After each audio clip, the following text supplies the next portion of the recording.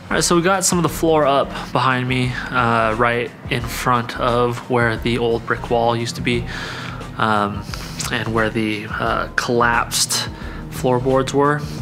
Looking at it, we could kind of tell there was something going on right where they had originally cut it, so we pulled back some of the original flooring, got it down to the joists to see what was going on.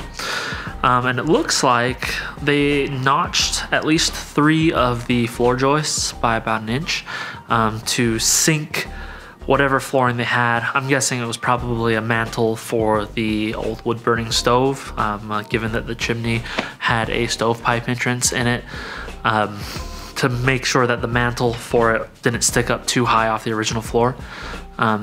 That is probably why when we were trying to jack up the extra ceiling joists to help support the roof, why the floor started to deflect before the ceiling joists did, even though the floor is supposed to be 2x10s, and the ceiling is a 2x6. You know, with it being weakened and notched out, it started deflecting first. The other thing that we did off camera is we checked the level of the house in all directions, and you know, there's definitely some slope. That's a given for a house that is 130 years old. The question now is, what are we gonna do about it? There's a couple different things that we can do. Right now we're down to the original subfloor, which I'm taking up parts of. How much we're gonna take up of that and replace with newer plywood or OSB is, you know, a matter of question right now. At the moment, because of how they cut it, and I'll go show you this in a second, we do have to cut the original flooring back to a joist so that it is properly supported, or find a way to support it. With how long the boards are, it might just be easier to take up everything and then replace it all with OSB. That way we can flatten the entire thing, make everything perfectly level by sistering up probably 2x6s or 2x8s to the original 2x10s with some you know, construction adhesive and lag bolts. The other benefit of that is it gives us access to the crawl space, which right now is too shallow to do any work in. It would allow us to dig up some of the dirt, get it down to a code compliant level, you know, deeper than 12 inches. It also allows us to put new beams in the floor so that the floor is less bouncy and resupport everything. And it lets us put a vapor barrier in if we decide to do that. I've been reading a lot and watching a lot of videos about vapor barriers, and they're, you know, the need for one or not. In this area, it's pretty dry. The dirt down in the crawl space is extremely dry. It has a talcum powder-like consistency. So I don't believe that there's a ton of ground moisture. And on top of that, the wood also seems very dry. There's not a lot of wet rot in the areas where there's no plumbing. And this house has never had a vapor barrier. The last time someone was down in the crawl space doing anything was when the plumbing was updated, which was the last time it was remodeled, and that was the year 2001, 2002, somewhere in that neighborhood. That's what all the plywood drywall, everything that we've taken up that's fairly new, that's the date that it has stamped on it. There's no records of that work being done from a code compliant standpoint. The city has no records of it, so there's no way for me to confirm that, but it's just, you know, all the evidence points to the fact that it was done about 20 years ago. And yeah, nothing's wet, didn't get a you know, vapor barrier put down back then, but obviously, you know, it does have its advantages if we did decide to do that. We can also inspect for more foundation problems if those exist, if we take the floor up, and also do foundation reinforcement fairly easily if we do find something. And so it's like digging deeper to find more problems and fix them and hopefully make this house last another 100 years. So that's where we're at today. Probably gonna try to take up more of the floorboards today in order to, you know, really determine how best to fix the slopes and everything. And yeah, just kind of go from there. Got to do a little bit more reorganizing of the stuff that we have in here. There's a lot of things that were purchased just around me. I've got some, you know, mortar mix to fix the masonry right behind me right now, and propane tanks and whatnot, and tools. It's a pretty small house, there's not a lot of storage, so finding a place to put all that stuff while we tear up the floors is going to be a challenge. So once we figure out, you know, all that, decide the best course of action to, you know, whether or not we're gonna level out the floors. The other thing that I plan on doing today is, in the last bedroom that is left, there are some very non-load bearing walls that need to come out. This is for two reasons. The first is the front room, I believe, was leveled in a way that we would want to level the floor by sistering up the joists. I don't know that for sure. That's just my suspicion by looking at what the original flooring is doing. The tongue and groove boards that we've taken out back in the old bathroom area, as well as here in the living room. It appears as though from the side, where we can see it elevated above the room next door, that the original floor was cut and then removed, and then the floor was leveled by sistering the joists, and the floor was replaced. You can see that the original flooring overhangs where a joist would be by about a ½ inch, which would indicate that it was cut right on top of the original joist before the joist was raised. And then they put that original tongue and groove back down and put some OSB on it. So the front room is pretty flat according to the laser level, but it's also the highest point in the house. And because that room is level and high, it makes it easier to justify pulling up everything else and leveling to that room.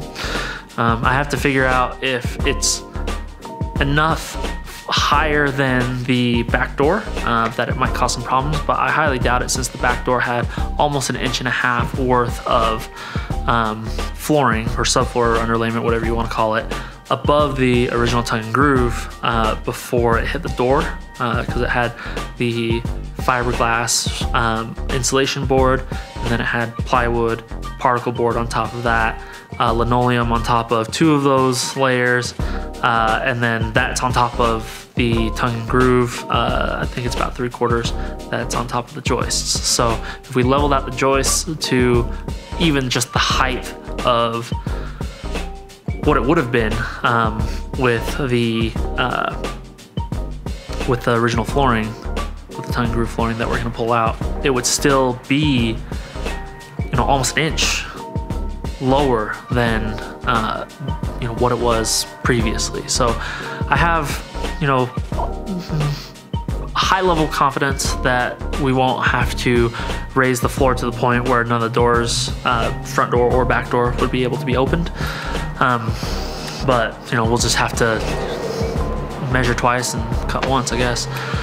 So yeah, so today, like I said, clean up some of the, finish cleaning up the floorboards that we took out, and I'll show you guys kind of the notching in the joists, as well as the walls that we need to take down, reorganize the front room, and try to start taking out the plywood that's on top of the floorboards, the original floorboards that are on top of the joists.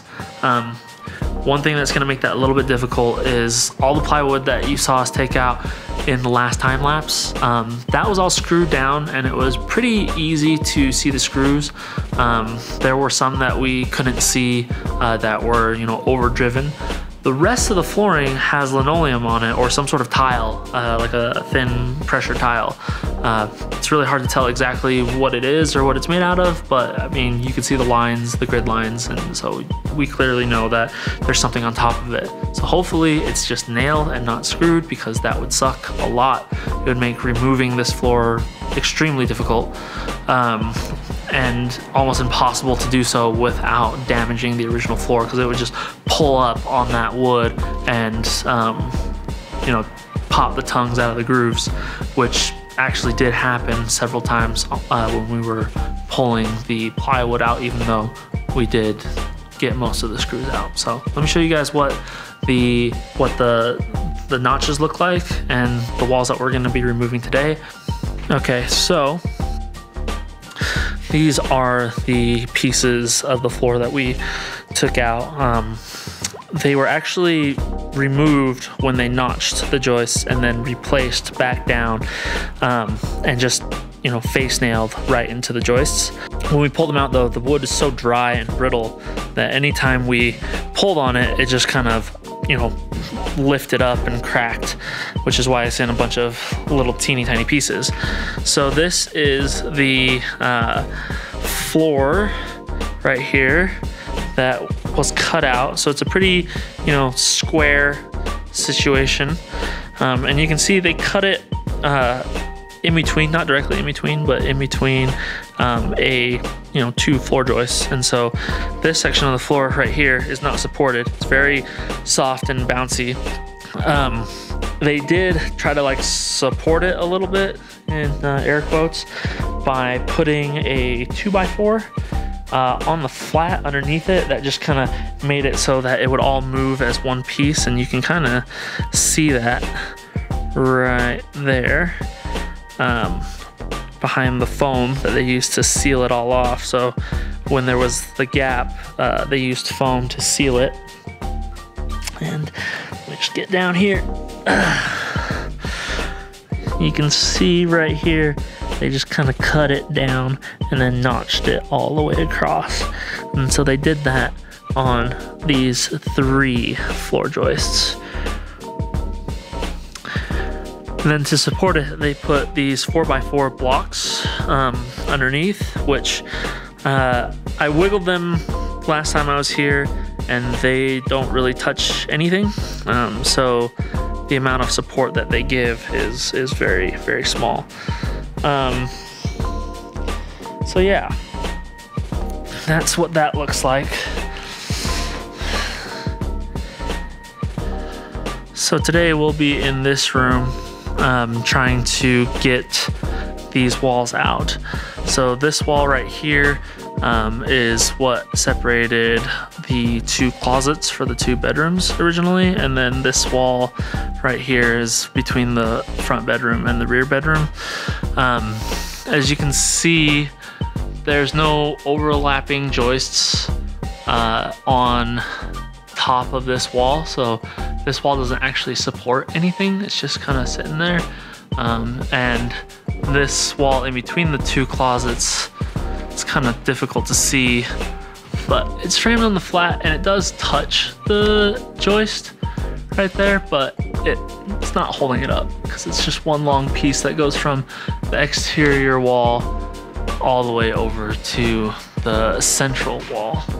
And then this wall was holding up the chimney. I apologize, it's a little dark. But it also just goes up, and similar to the other wall that was in between the old bathroom and living room, it's just sitting on a 3/4 inch piece of wood that is a little wider. It's not a standard 2x4 top plate. So this wall should be pretty easy to remove, and it sits between two ceiling joists, so it really isn't holding much up. We still got some wires dangling in this room, but most of the wiring that was along this wall has been removed or tucked back away. We did that last week. And then this over here kind of shows you what I was looking at prior, what I was talking about before, where you can see that there is tongue and groove floorboards right there. I don't know if you can see that on camera. Let's see if I can get zoomed in a little bit. And focus. Yeah, so you can see that the original flooring is right there, and then right underneath it, that is a joist that appears to have been sistered on top of the original. When you look a little closer, you can see all the way down to the crawl space, at least I think. Yep, you can see all the way down to the crawl space there, and you can see that there is a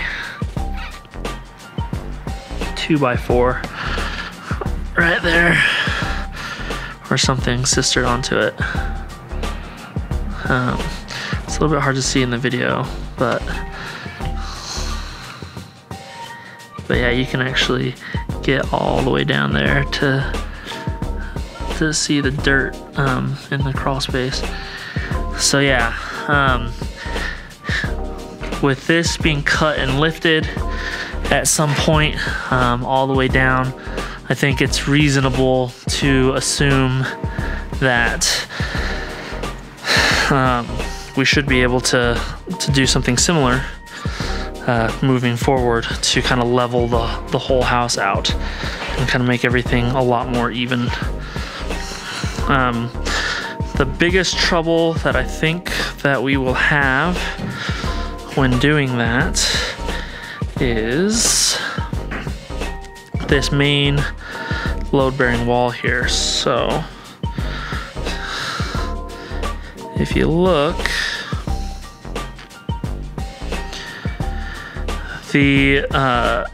most of the joists, or the studs, excuse me, don't have a bottom plate to span them over the joists. They are basically directly above the floor joists.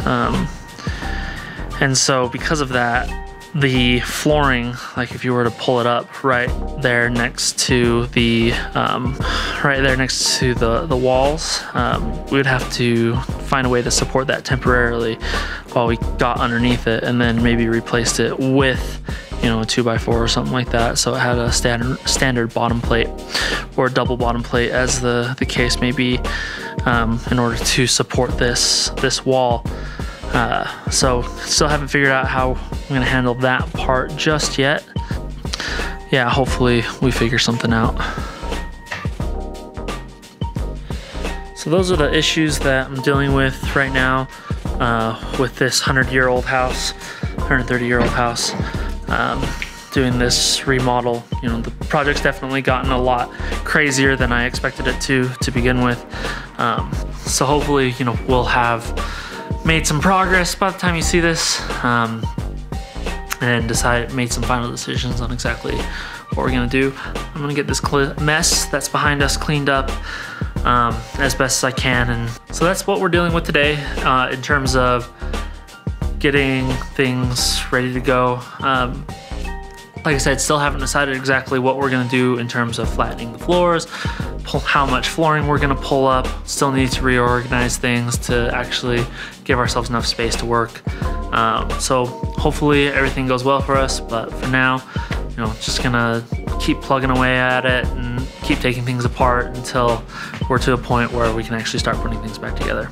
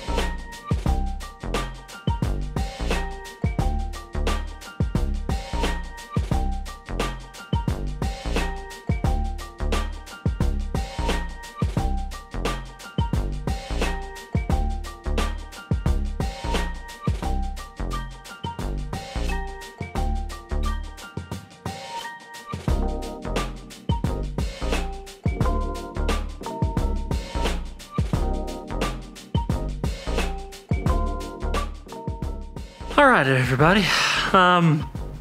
So I know I said I was gonna try to take down a couple walls today that were in the separating the front and the rear bedroom and the closets, but I was looking at the notched out joists after I started working, and you know, I realized that it would be a lot better if I could see where the end of the floorboards were, where they, you know, meet up to the next board to finish out the rest of the run. They're pretty long. And I noticed that all of them ended in beyond where there was some particle board underlayment where we had stopped previously, because we weren't sure if we could find the screws underneath the linoleum. So, but I got out my magnet and I found some of the fasteners and popped them out, and fortunately they were nails. So for that portion, they only used nails and they didn't use any screws. So I decided, well, since, you know, it's gonna be pretty simple to tear it up, there's no searching for screws, no worrying about, you know, screws breaking, I went ahead and I tore up all of the particle board. Now I kind of wish I did that before. They took the dumpster. The dumpster was full, but I might have been able to snuck a majority of the stuff in there, so I gotta figure out how to throw it all away. Now I've got the ends of the boards exposed. I can more easily and deconstruct the original floor and keep as much of it intact as I can. The bit that was under the plywood that I'm standing on right now, it wasn't treated with anything. It's all raw wood, it's very splintery, it's very dry. On the end that I just tore up, it was painted red, it was painted blue most recently. It almost looks like you can see a outline for where an area rug was, because that area is virtually untouched, whereas the perimeter around it is you know, full of wear down to the raw wood. And you can see, kind of like the wallpaper, there is layers upon layers of paint or solid stain or whatever you want to call it, whatever they used back then. It might be lead-based paint, who knows. So, and it's cool too, because the layer just underneath the baby blue, that is the most recent, is actually a dark red, which matches a dark red wallpaper that is found in that room over there. So it just kind of, you know, it's kind of cool to think about that there was this dark red, probably really moody, I don't know, smoking room or something like that back in the old days in the 1800s when this place was first built. So yeah, got all that. Got to figure out what way to clean it up. I'll probably end up doing the same in the bedroom once I get the walls down. I'll start pulling up the subfloor. Got to figure out how to throw all this stuff away without having to order another dumpster.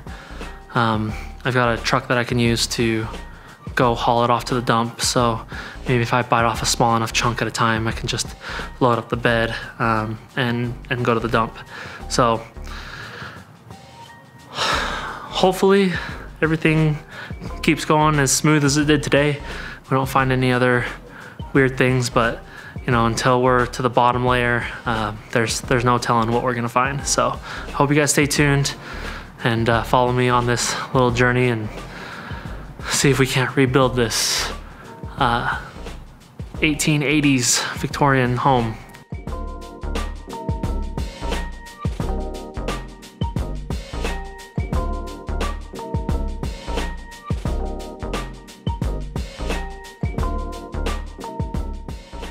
All right, so we're on our way to the dump.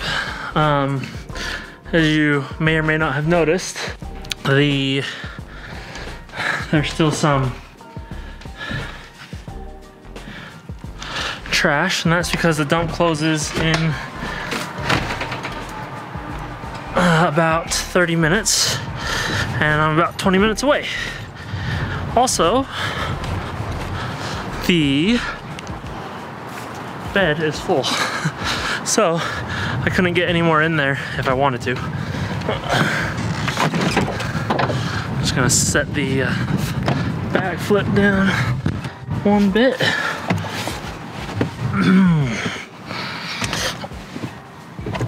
I'll catch you guys on the next one. Or let's go to the dump.